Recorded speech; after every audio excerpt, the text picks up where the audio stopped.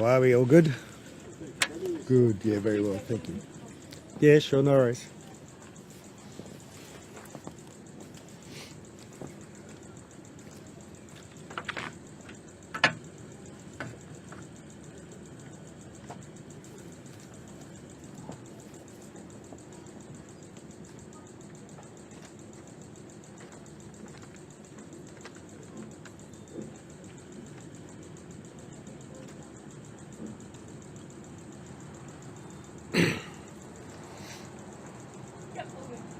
Great.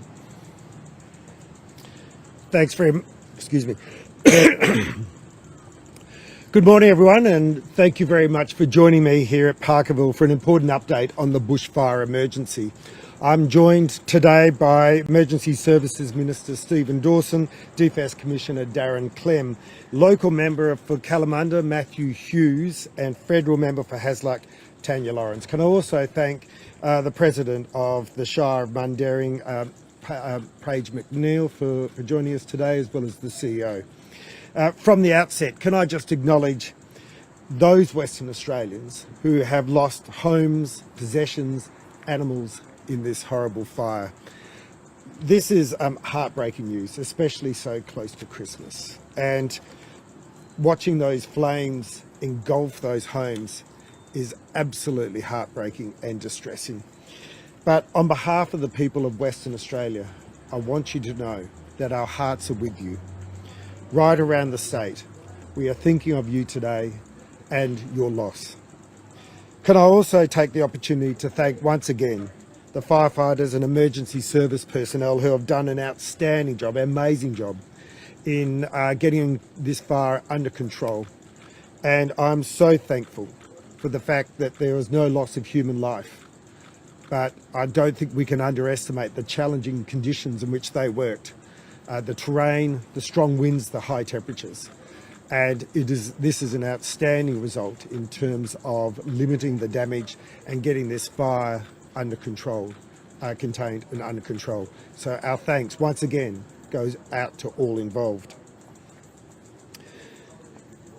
An evacuation centre has been established at Brown Park Community Centre. At its peak, 45 people were registered to receive welfare at that facility. Department of Communities had 13 staff assisting, and evacuation plans were put in place for residential care homes in the area. The evacuation centre has now been stood down. I want to thank all those who are involved in putting this preparatory work into action, making sure that people felt safe, that their immediate needs were met, but of course in relation to the residential care homes, making sure that plans were in place for quick evacuation if it was needed. So once again, thank you to all involved. Urban search and rescue teams are currently undertaking rapid damage assessments, and early reports indicate that 3 residential properties and multiple sheds and outbuildings have been damaged or destroyed. Property loss notifications are currently underway and road assessment teams are being deployed. 2 of the households who have lost properties have presented to the Swanview Evacuation Centre for support, including help with replacing lost IDs and other government documents, food and essential items. And once again, our hearts go out to those people. Both have accommodation through their own support networks and in the local community. The remaining household will be assessed to understand what support they will require. The cause of the bushfire is accidental. Investigations have confirmed a tree has fallen on power lines which sparked the blaze. But for people in here in Parkerville, this is obviously a very anxious time, especially for those who were involved and impacted by the 2014 incident, which destroyed dozens of homes.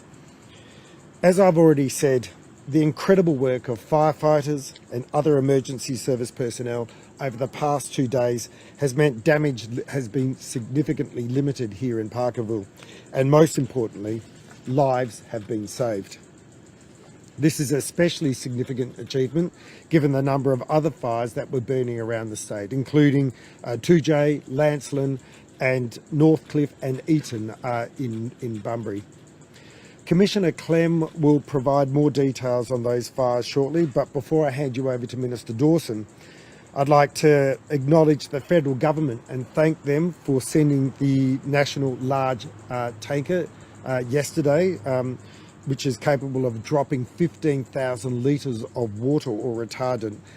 It provided significant help to firefighters in the Julimar area yesterday, and I'd like to thank the federal government and ask Tanya Lawrence to pass on our thanks to the government for making that facility available.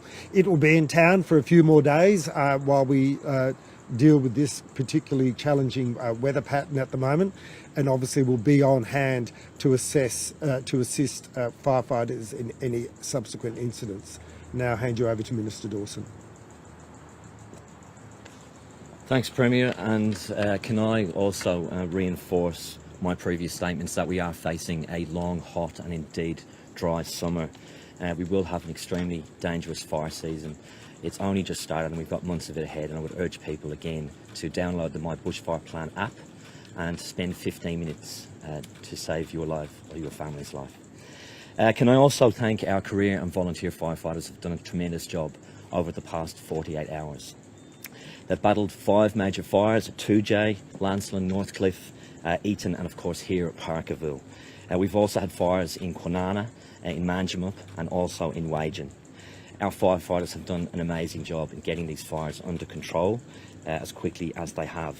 I also want to commend all those people who support our firefighters, the support teams operating in the control centres, people like the Salvation Army who are here today and yesterday and have been feeding our volunteer and career firefighters to make sure that they've got the sustenance so they can go back out onto the fireground as quickly as possible.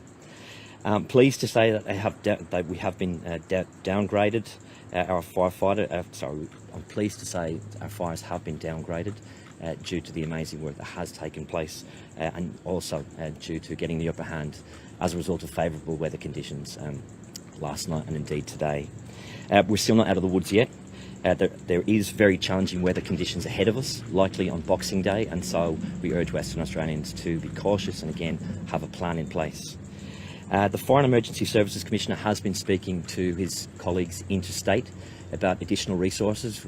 He has decided we don't need additional resources at this stage, and so we won't have teams from other states in. We're dealing with the fires capably ourselves. As we've heard, we now have 2 large air tankers in Western Australia, one from the Albanese government and of course our own one, and they are being put to good use. In relation to Julimar, or the 2J fire, the alert level for this fire has been downgraded to a watch and act. The fire is now contained, but it's not completely controlled. At one stage there are around 50 appliances and about 150 firefighters on the ground fighting the blaze. At the moment we still have about 25 firefighters at the scene, and these crews are going to spend the day strengthening the containment lines to prevent any breakouts. Northcliffe, we had some success overnight. Crews are still working on containment lines. It's still watch and act for another couple of days. It has burnt out about 3,000 hectares, but it has had very little impact to structures because it's in a forest area. Parkerville, I'm very pleased to say that while there was extreme fire danger, overnight great work has taken place. It is stationary, it's contained and controlled, and it has been downgraded to an advice level. As the Premier said, there were 3 homes that have been completely damaged, 1 significantly damaged, a granny flat that was used for storing household goods was also damaged. A number of vehicles and trailers were also damaged, but thankfully no lives were lost, and it's a great credit to the firefighters involved. In terms of Eton, that fire was reported last night, but firefighters understand, have quickly brought it under control. The alert level has been downgraded. It is now contained and controlled. There are about 30 firefighters mopping up that fire. The forest highway remains closed at this stage. We do have teams walking the road to make sure it is safe. We anticipate that later in the day today it will be open, but I'd urge people to check out the Main Roads website for the most up-to-date information on the road. As I said, we do have another extreme weather event on the way. We're currently preparing, and as I said, the Commissioner has been talking to his colleagues in the east about it. As you would have known, people have been flying drones over the past few days in firegrounds. Again, I remind people, please don't. If you do, you put lives at risk. It also means we can't use our aerial fleet, and again, fires can move incredibly fast, and so that lost time could have an impact on people's lives or indeed their houses. So please don't fly your drones. There are penalties. In relation to the drone at Lancelin, police are still investigating that matter with CASA. And as I said yesterday, rogue and reckless drone pilots can face fines of up to $9,000 under CASA regulations and up to $50,000 under our Emergency Management Act. Again, last thing is just to remind people, lots of people are going away for the holidays. Many people are going to places where they don't live and they've never been before. And I would urge people, again, to have a bushfire plan in place. Be safe. 15 minutes could save your lives. Thank you. I'll hand over to the Commissioner. Thanks, Minister and Premier. We've had a really successful night overnight, once again with challenging strong easterly winds and low humidity. That's seen many of the warnings over the various instances we've got across the state have been reduced, and full focus now turns to getting people back either into their homes or having the opportunity to go back and see some of the damage that's occurred. Work is going on across all of these incidents to make sure we can make those roads safe, particularly for the fire down at Eaton where the Forest Highway has been closed. So that is a focus this morning to get that road. Very well aware of the importance of that road as we go into the holiday period, and work is going on there to make sure we get that road open as quickly as we possibly can. Similarly, here at Parkerville, also at Julimar, there is work to do to assess these roads, make sure we don't have any trees that are going to fall over onto the road and injure somebody. So that work's going on at the moment, and we'll get those roads open as soon as we possibly can and get people back into their homes ahead of Christmas Day on Monday. Certainly there is still some difficult weather ahead of us as we head into Sunday, Monday and Tuesday. A little bit of a respite today, but it is an opportunity for people to revisit their My Bushfire plan or download the app, sit down as a family, make sure you've got a plan in place should a bushfire impact where you live or indeed where you may go on holidays over the coming days. Can I also thank all of the first responders that have dealt with the many fires that we've had over the last couple of days, be they career firefighters or volunteer firefighters. Also, we have State Emergency Service helping us with the logistical requirements around supporting these many incidents we've had across the state, and importantly the firefighters at DVCA as well, who have largely been dealing with that really significant fire down in Northcliffe. Those frontline responders, the people in the aircraft, have done an absolutely outstanding job in making sure that we're keeping these fires as small as we possibly can, and importantly making sure the damage that's occurred to houses and infrastructure is as small as we could possibly keep it. It is, it's something people out in the community should be incredibly proud of, people, particularly volunteers and our career firefighters who are putting themselves behind the needs of the community out there when these difficult incidents occur. Happy to take any questions. There's 3 homes that have been destroyed and more or less in the same severity. Yeah, yes, it is. The rapid damage assessment work is all but finished, as I understand it. So I expect the number to stay at 3. Yeah. There's been, I guess, a lot said about the situation that could have been here in Parkerville, obviously 10 years ago. Yeah. Remind me of how bad it could be. Can you talk us through that work and why it wasn't? Yeah, so obviously the loss of any homes is terrible, and there's so much focus of our crews go on to protecting property. Obviously life is paramount, but next after that is making sure that people's homes, and of course this time of year with Christmas, it's going to be felt really hard by those people, and we feel for them.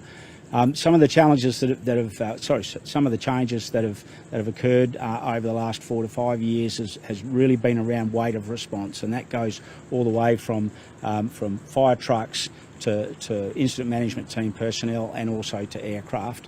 Some of the more specific things, yesterday, for example, we had volunteers standing by at their fire stations, which from a volunteering point of view is extra impost in their time commitment to keeping the community safe. the rapid response of aircraft, particularly here at Parkerville, has meant that has been one of the key factors around making sure that we've been able to limit the damage to what it is, and also rolling rural-urban interface response crews, crewed by both career firefighters and volunteers, coming in doing targeted protection of homes in this particular fire has proved to be really successful. Well, not as deep as we would like it. I think there's always more to be done in this space. We really do. There's a lot of information on Emergency WA for people to go to and understand exactly what they have to do around their home to give it the best possible chance of surviving in those really challenging conditions. And it's worth noting that the weather conditions can get worse. It was extreme fire danger rating yesterday. There's catastrophic above that. So. Those strong easterly winds were challenging in extreme fire behaviour yesterday, but if you're getting into catastrophic days, you need to make sure your home is best prepared as it can possibly be. You talked about a bit of a reprieve today. I imagine that's the lack of wind. Can you just expand that a little bit more? Yeah, so it is very much about the wind. So much of, particularly in a bushfire space, is about how strong the wind is. Sure, the relative humidity and the temperature and those sorts of things are, the dryness of the fuel is really important, but where we have our most difficult times is where the wind is really strong. So we're seeing today a lessening of that. But what we'll see going into Sunday, Monday and Tuesday is another trough forms, and then we're into, depending on where that trough sits in relativity to the coast, will determine what the direction of the winds is going to be and how strong it's going to be. So really hot on the eastern side of the trough and cooler on the western side. So that's a really focused part of our planning that's currently going on now to make sure that we're as well prepared for Sunday, Monday, Tuesday as we have been for Wednesday and Thursday. Just how quickly did it go through the area yesterday? Some residents say that they had that plan, but they just didn't feel like there was very much time at all. No, they were reporting rates of spread of up to 1.7 kilometres an hour yesterday, I think the important thing to understand about that is what's really difficult for crews when you've got fast-moving fires like that. It's in and out of driveways in large trucks. You've got gates, you've got fences. It's not as simple as just continuing to follow the fire along. You've got to reposition all the time, and all that takes time and creates risk for firefighters. Turning large trucks around in confined areas. So those are the challenges that are presented to frontline responders. Yeah. Is it something that could be? Oh, look, trees are falling down all the time. The wind, as has been stated, very strong. I understand that the tree may have been hollow inside, and that's contributed to it falling over. This is not a rare occurrence in terms of a tree or a branch falling on a power line. Can result in loss of power and sometimes can result in fire. So, I think a cause determination of accidental is fair and reasonable. In terms of that tree, so it was like a tree completely falling? Correct, rather than a branch. Yep. How are the crews feeling? Have you had a chance to speak to them? You said it's survived all around the state over the last few days. Yeah. How are they doing? Are they prepared for the next few days? Yeah, so I spent some time here yesterday afternoon. I also went up to 2J to speak to some of the crews up there. I didn't get to speak to all of them, but and of course the crews out at Lanston where they had that really difficult night on Wednesday night. So there is a level of fatigue there. Obviously days like today, really provide us with the opportunity to give people a bit of a break. We'll reduce the response resource size down a little bit today and maybe into a piece of tomorrow. We still did have some fires overnight down at the Spectacles, just south of Coburn there, and so that sort of business as usual response to incidents, be they structure fires or bushfires, is still ongoing, and so that sort of latent requirement there is still there. I mean, just quickly, on that 1.73 litres an hour figure, is there a way that you can expand that and sort of message the public who might hear that and not have a full comprehension of how quick that is in terms of bushfire moving? Do you have any way of explaining how quickly that might be compared to, say, another bushfire or how much that could be? Yeah. Okay. look, there have been fires where we've had greater rates of spread than 1.7. It is really driven by the type of vegetation that's burning. You're going to get quicker rates of spread through open pasture than you're going to get in forested areas. And if you look at an aerial shot of Parkerville, you've got a bit of a mixture of those, and so you'll get sort of rapid movement through open paddocks, and then a reduced movement through forested or thicker bush areas, and that's the importance of having that cleared area around your home, because it really does give you that opportunity. If you need to, leave quickly, get out to your car, and follow the evacuation route. And with the radiant heat yesterday, which is quite wooded in Parkerville and some parts, Yeah. Is there any way we can put into a sentence what that might have been like for the firefighters yesterday in terms of radiant heat? Yeah, really intense fire behaviour yesterday. I think that's the key point in this is driven by the temperature and particularly the wind, and that's going to lead to really intense radiant heat. The firefighters have really effective personal protective clothing that they wear, required to wear all the way, covers essentially every piece of skin on the body apart from around the face. So they are well prepared for that. They can operate inside their fire appliances if they need to, and obviously there's also the opportunity to move away from the fire front. On days like yesterday, there is a greater focus on putting crews on the flanks of the fire rather than at the head of the fire, where it is far more intense than being on the flank, and that's a key safety issue. And you made the decision not to ask interstate crews this morning in the meeting, but was that the thought you had yesterday afternoon at the press conference, or yesterday afternoon you thought it was likely you were going to need to call? How rapid did that change? No, look, I think once we got to mid-afternoon yesterday, and there was reports coming back from the fireground here at Parkerville that they'd managed to hold the fire, its forward rate of spread, and then that sort of half an hour turned into an hour and a half that we'd kept it stationary. I think it was at that point that we understood that we weren't going to be dealing with a 2014 event again here in Parkerville, and then that sort of flows through to, well, what does the next week look like? What's the next week and a half look like from a resourcing point of view? These power lines in bushland areas like this, should they be upgraded or put on down so that Look, that's not a decision for me to make. I think.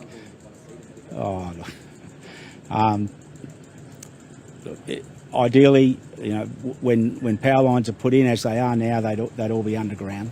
I think that'd be a great result. But equally, it's important to have trees and a bush environment for people. Yeah. Are you able to speak on the number of livestock that were lost in the fires? No, I don't have a number on that, but obviously there's always these impacts which are felt keenly by people who all the way from chooks, goats, sheep, all the way through to your kangaroos and these sorts of things, which often are heavily impacted by these sorts of fires. You gotta keep moving. Can we Just got some questions for the regional guys.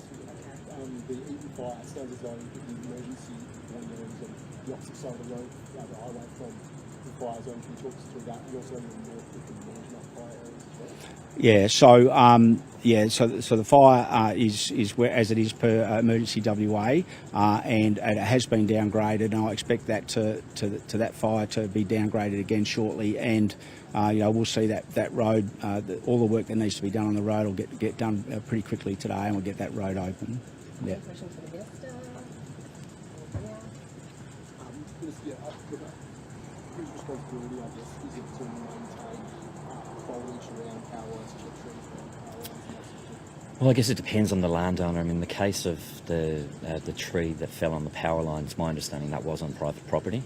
So it's really important on all of us in the community to look after our land, and you hear messages from me or the Commissioner this time of year to get people to clean up around their house. Look for dead trees, because a dead tree falling on a power line, as we know, can have a big impact. To that extent, do you have a message for homeowners? Especially when these Oh, look, I mean, this is a spectacular place of Western Australia to live, but it is a challenging place to live, particularly at this time of year. It's really important that residents in this neck of the woods really do keep around their houses safe, but most importantly, keep your whole area, your whole land safe too, because as we saw, it can have disastrous impacts. Since 2014, do you think there's been a much bigger installing sprinkler systems and how important is that? Look, certainly 2014 was a significant fire event, and I think there were upwards of 50 houses that were damaged. And as we heard, from the Commissioner, we did think there was every risk yesterday that we could have a similar event. Over the last few years, we've made a significant investment in terms of our fleet, both firefighting vehicles, but also our aerial fleet. That has made a difference. But I do think Western Australians are more alive to the fact that we have got a change in climate. We need to be ready for bushfire season.